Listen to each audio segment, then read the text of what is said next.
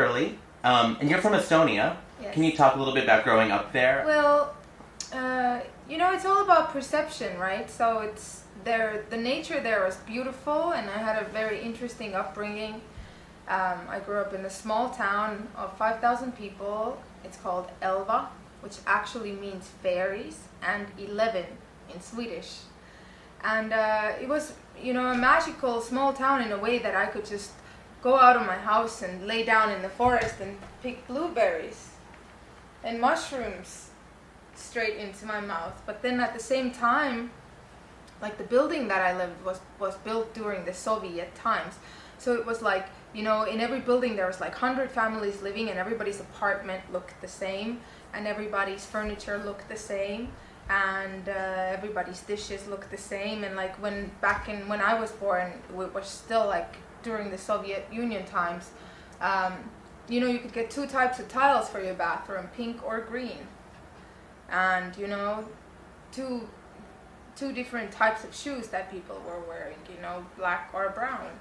So it was like just uniform. It was kind of like a really weird reality in the middle of this beautiful, beautiful, magical, fairy tale-ish landscape, So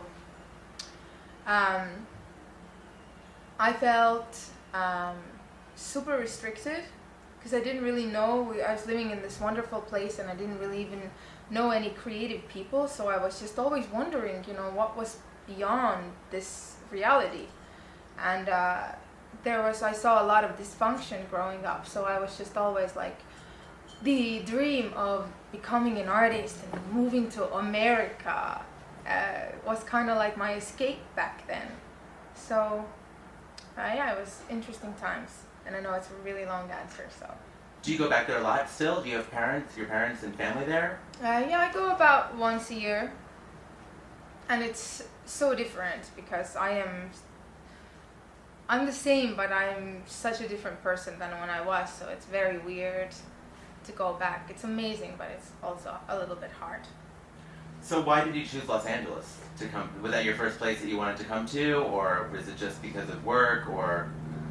I actually lived in New York a little bit, and I just started feeling after a while that I was like that there was no nature, and it was just concrete, and it just felt really cold and felt really tight, and there's no space. So I decided for LA, mostly because of the space.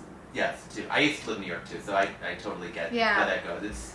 You're just like, God, I just want to see a fucking tree.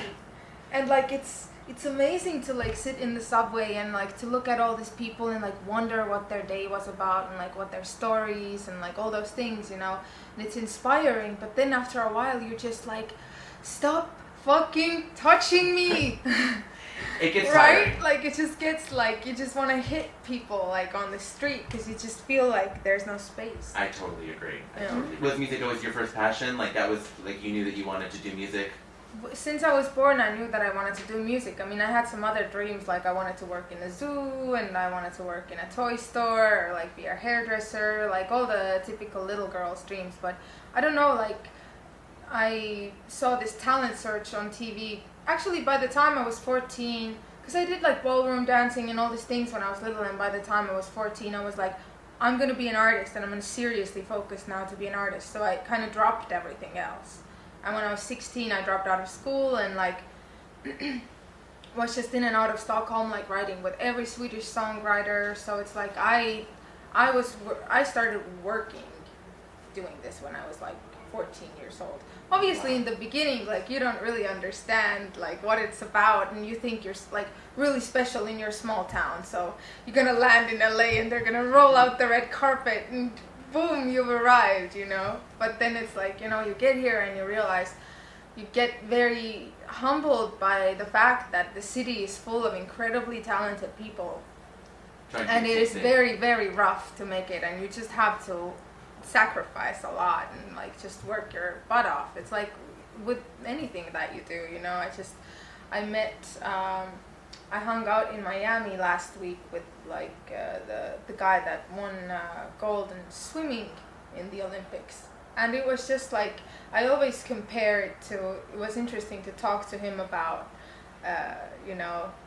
focus, because I've always compared like any kind of career to just sport. It's like it's very dry, like training every day, like it's Totally. And focus is serious important because work. you can get distracted very easily, especially here in Los Angeles. There's so many other.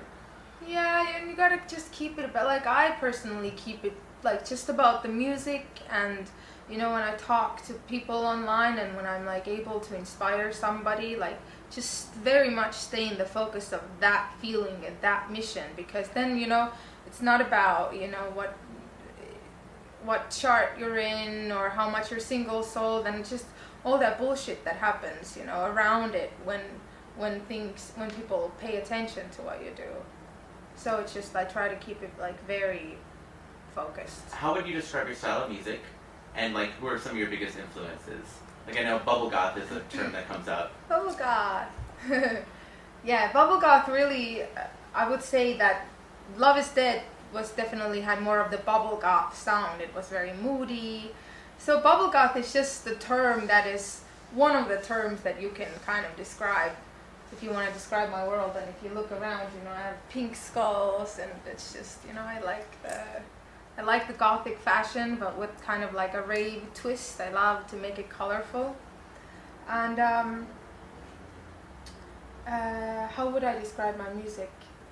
My music is just always evolving, same way that I am always evolving. And I was way into like dark and introverted and angry stuff when I wrote Love Is Dead, and obviously when I wrote Utopia, like I was in a place where I was like, I want to celebrate life, I want to be happy, I want to inspire, I want people to take this album and listen to it and feel elevated after they do.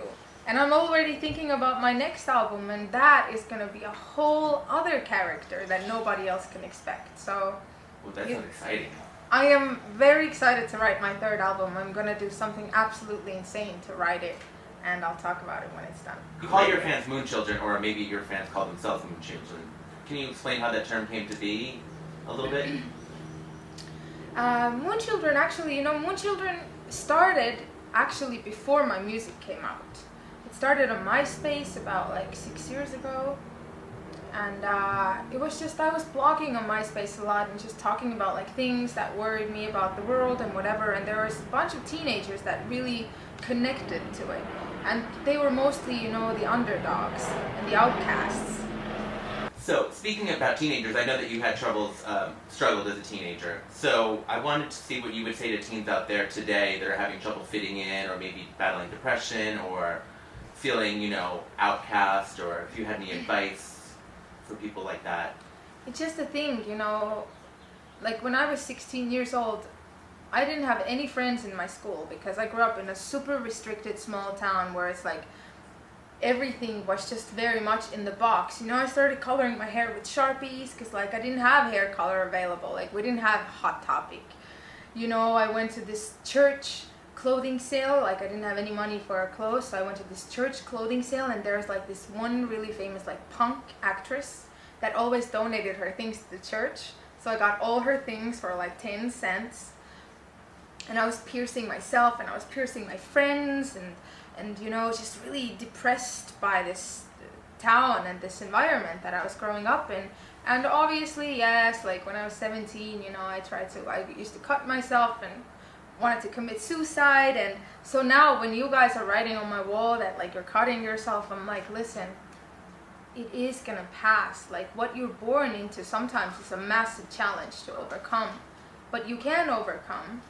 And you owe it to yourself to create a life for yourself where you can be happy and, create the next generation that has a healthy and happy home. So don't let the challenge or the circumstance define you, let it strengthen you and move on and create yourself. And cutting yourself, honestly, like, I hate that I have these scars. Every time I need to give blood, I feel like I should say something to the nurse, because obviously she can see them. So it's like better not to have them and just hold on tight and work your butt off and have integrity, and just you can do anything that you set your mind to. I noticed this morning, I didn't know, but you co-wrote Demi Lovato's track Skyscraper, which is a huge, huge hit. And I was curious about, your songwriting process, is it organic, or do you, just you're driving and you all of a sudden think of a line, or do you try to like say, okay, I'm going to go right, you close the door? Like, how does that process work? It's different every time. And sometimes like you hear a song in the dream and then you're sometimes lucky enough to wake up. Sometimes it's given as a gift. Sometimes I really truly believe that songs are kind of their own creatures that exist in a different dimension, and the universe is so wide that every song has already been created. So sometimes it comes through, and a lot of songwriters say that, and I think that's the biggest gift that a creative person can have, when the divine truly comes through and you get to be just the vessel. Like, and the best songs, they just come in 5 minutes. Sometimes, obviously, most of the time, 90% of the time, I'm just sitting here in my house, in the Bubble Goth headquarters, as I call it, and I'm just slogging away, I'm just writing and writing and writing and writing, and obviously not everything I write is gold, but it's just like, when you show up, 10 times, then one of these times is gonna be the time that the spirit comes through. So, but for that you have to show up 10 times. So I just try to show up as much as possible. Lucky One, that's your latest single, right? Mm-hmm. I love the video. Thank you. And are you planning another video? I wanted to suggest Love Me or Leave Me or Kaleidoscope, which are two of my favorite tracks off Utopia. Oh, Kaleidoscope, okay, that's a fan favorite. Don't you think it's like just a little, like, the sounds need to be updated already? I really like it though, and you sort of remind me of Kaleidoscope too, like with your fashion and the way it's like different pieces, and it's, I don't know, I just think it speaks to you. I just think it's a great song. And I love Love Me or Leave Me too. Love Me or Leave Me is the next single. Oh, cool. Very good. We are going to shoot a video for that. And I think that the single after that is probably going to be Can't Control the Kids, which is my favorite song of the EP. So. It's really fun.